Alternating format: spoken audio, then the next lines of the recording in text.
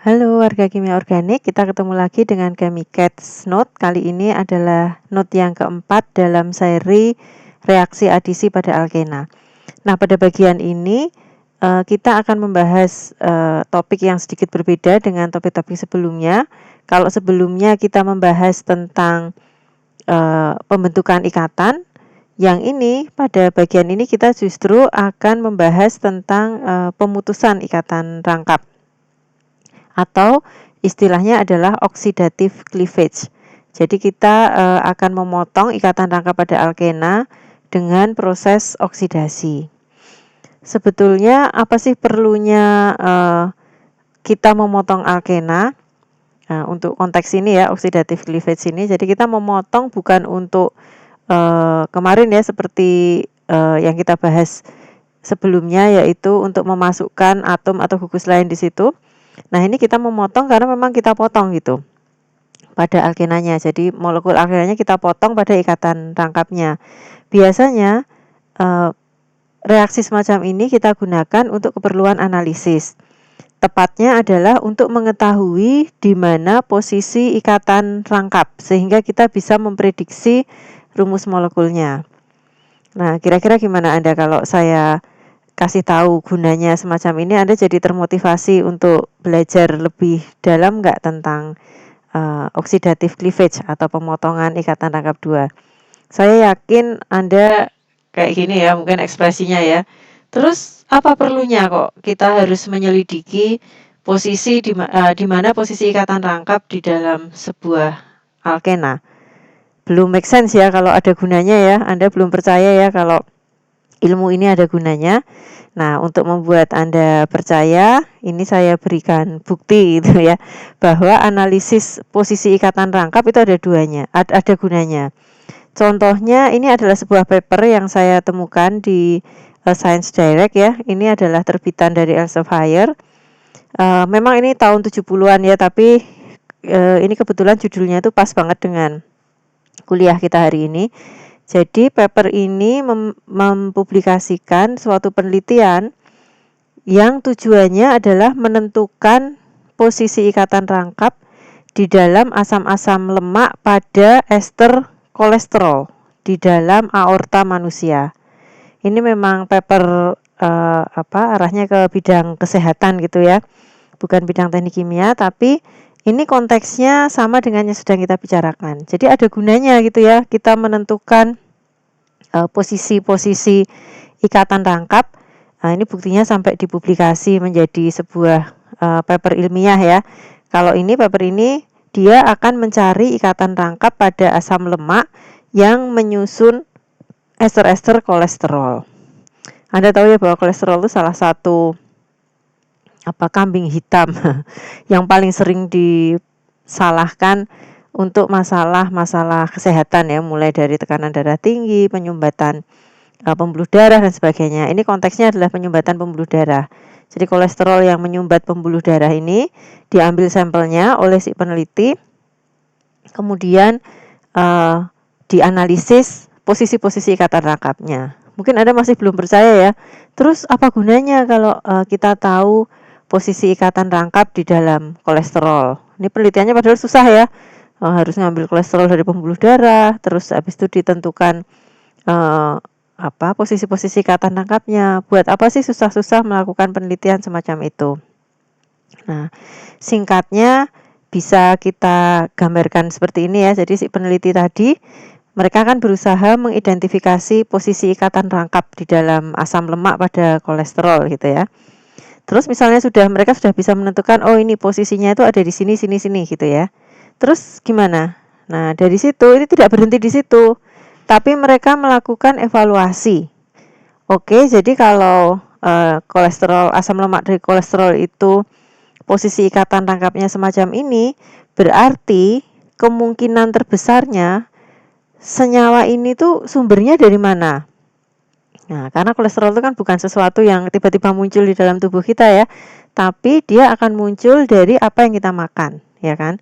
Nah, kalau kita tahu struktur kimia dari kolesterol, ini bisa dilacak sumber molekul pembentuknya itu dari mana. Nah, kalau sudah teridentifikasi, ini kira-kira sumbernya dari senyawa ini.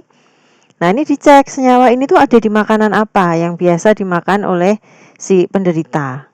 Nah, akhirnya berdasarkan analisis ini akan bisa disarankan. Jadi, makanan yang seharusnya dimakan untuk mencegah timbulnya plak kolesterol ini tadi, komposisinya harus seperti apa? Apa saja yang harus dihindari supaya kita tidak memasukkan senyawa-senyawa yang potensial menjadi sumber bagi pembentukan asam-asam lemak kolesterol. Nah, proses berpikir semacam ini disebut sebagai retrosynthetic analysis. Artinya kita tahu hasil akhirnya, Anda sudah punya identitas hasil akhirnya, lalu Anda berpikir balik untuk menelusuri si bahan kimia ini asal muasalnya itu dari mana. Kalau dalam contoh yang saya sampaikan ini konteksnya adalah untuk konteks kesehatan gitu ya, untuk supaya kita bisa melakukan pencegahan jangan sampai kita memasukkan sumber-sumber makanan yang nanti bakalan jadi kolesterol. Tapi aplikasinya tidak terbatas di situ. Bisa jadi Anda ingin ingin menciptakan suatu bahan kimia sintetik yang terinspirasi dari alam misalnya. Misalnya apa? Obat pusing misalnya ya, karena saya sering pusing nih ya.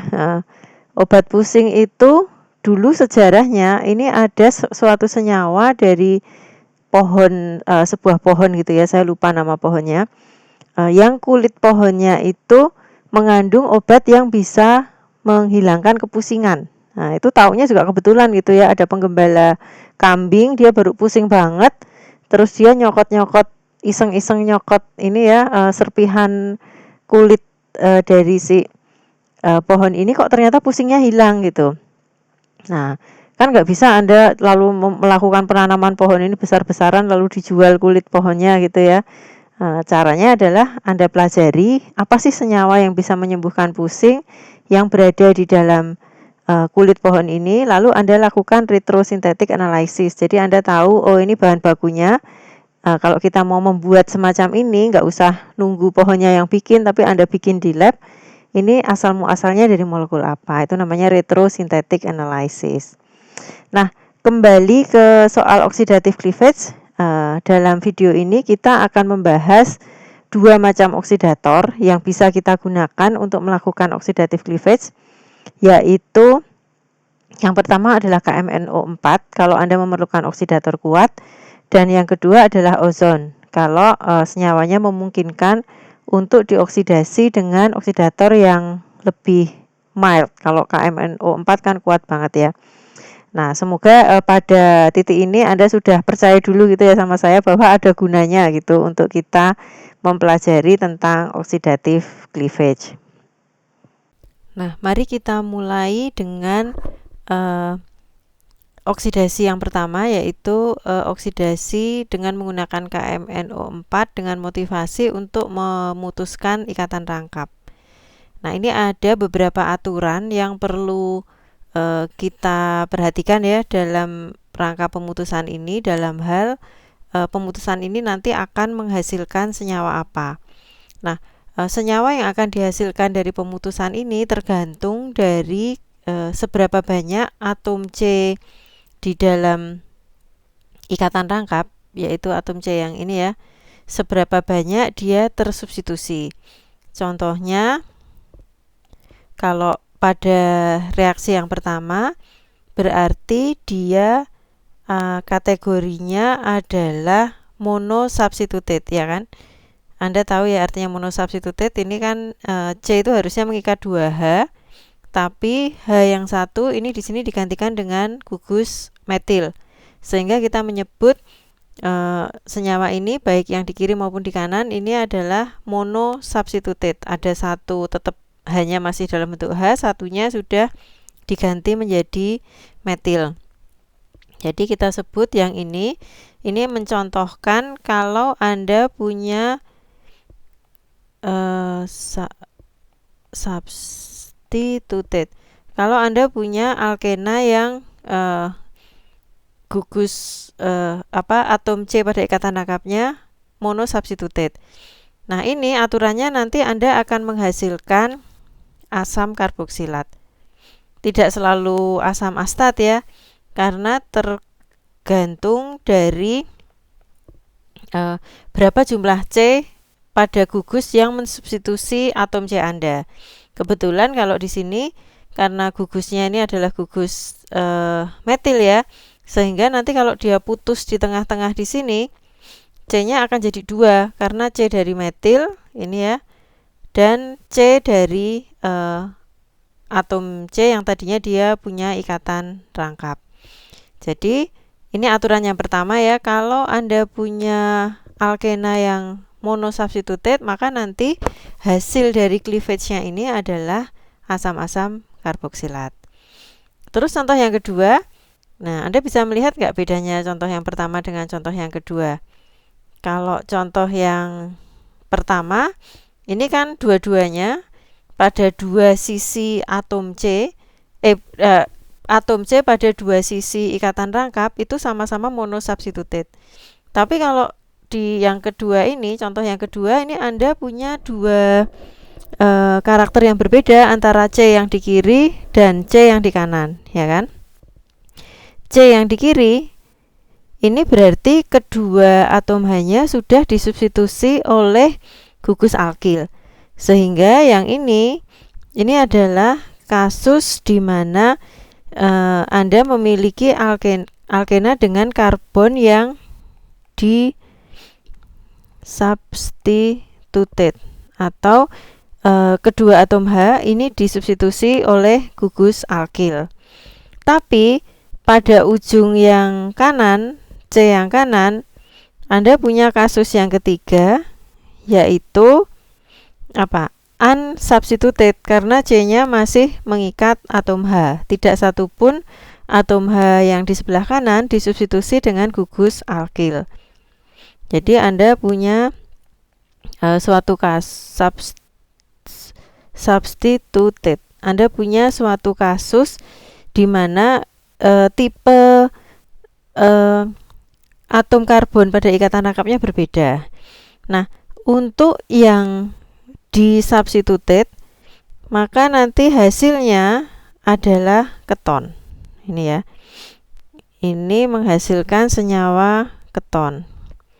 Sementara untuk yang substituted, nanti dia akan menghasilkan karbon dioksida. Nah, jadi dari dua contoh ini Anda sudah mempelajari 3 aturan dalam oxidative cleavage menggunakan KMNO4. Yang pertama, kalau monosubstituted Anda akan dapatkan asam karboksilat sebagai produknya. Kalau disubstituted Anda akan mendapatkan keton. Lalu kalau unsubstituted Anda akan mendapatkan karbon dioksida. Nah, sekarang kita coba lakukan contohnya. Ini contoh soal yang kalau saya ngeluarkan di ujian kira-kira seperti ini gitu ya. Misalnya kita punya suatu senyawa yang kita hanya tahu rumus molekulnya yaitu C8H16. Lalu Anda diminta mengidentifikasi rumus bangunnya seperti apa kalau kita punya data hasil oxidative cleavage-nya adalah asam propanoat dan asam pentanoat. Nah, ini caranya kita tadi tahu bahwa ini pakai ini aja. Gugus karbonil di sini ini adalah ikatan CO ya. Ini adalah berasal dari ikatan rangkap pada alkena yang terpotong. Sehingga kalau saya gambarkan ini ikatan rangkap yang utuh ya, berarti bentuk asli dari molekulnya sebelum dia di oxidative cleavage ini adalah yang di sisi kirinya itu adalah yang ini. Ini misalnya kita anggap di sisi kiri ya, berarti ini ada di kirinya. Yang di sisi kanannya adalah yang ini. OH-nya Anda abaikan aja ya, OH-nya itu muncul dari proses cleavage-nya. Nah, ini berarti yang di sebelah kiri ada 1, 2, 3.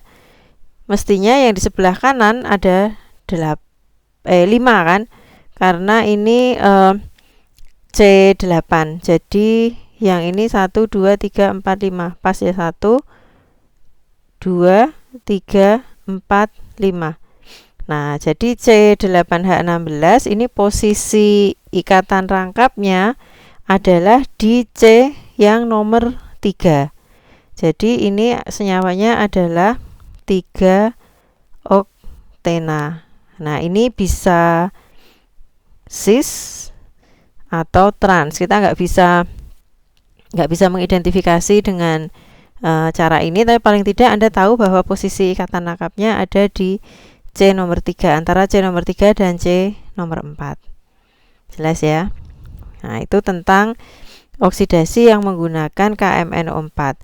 Sekarang kita memasuki yang kedua ya, yaitu oxidative cleavage kalau kita menggunakan ozon. Nah, ini secara teoritis bisa kita bahas, tapi kalau Anda lihat di sini, ini kondisinya suhunya itu ekstrim rendah ya. Anda pernah membayangkan nggak sih suhu minus 78 derajat Celcius kayak apa? Nah, itu saya di lab saya ya, kalau nyimpen bakteri supaya mereka itu dorman, itu di suhu minus 50. Jadi di suhu minus 50 tuh kehidupan udah nggak bisa berjalan gitu ya. Bayangkan ini Anda harus membuat suhu minus 78 derajat Celcius, ini bukan sesuatu yang gampang dan tentu saja tidak ekonomis untuk dilakukan.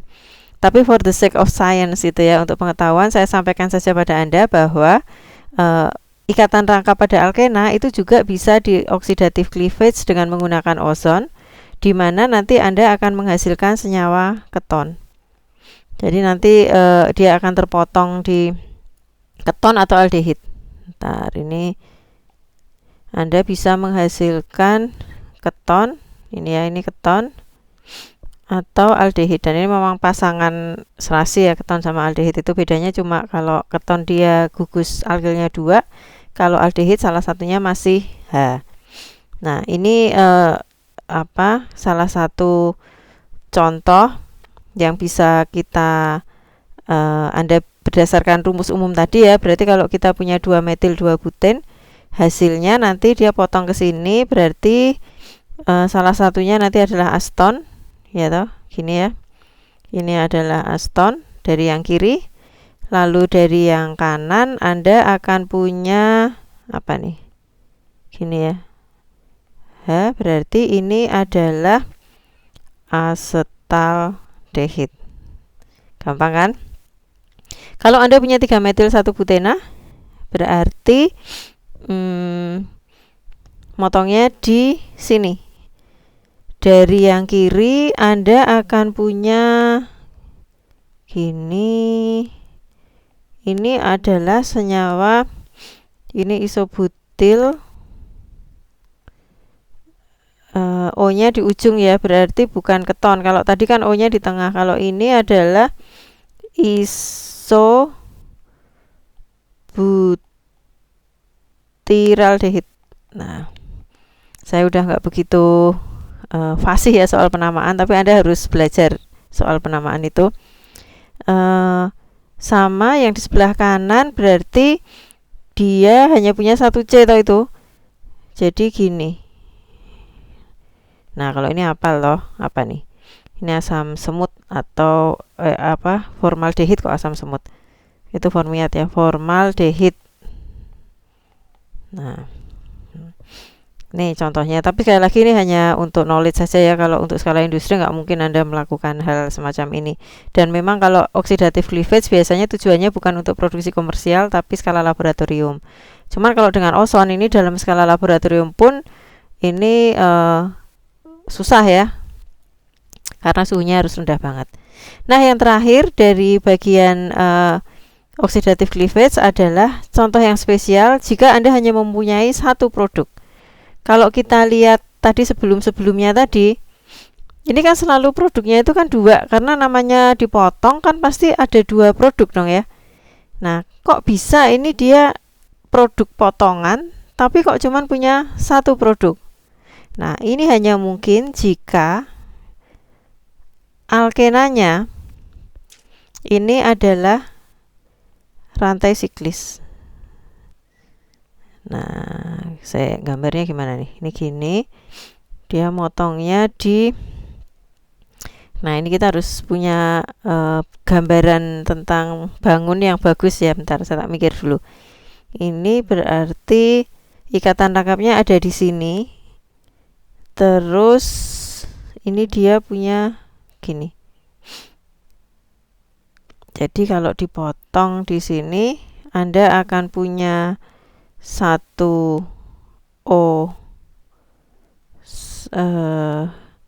Anda dipotong di sini berarti, nah benar.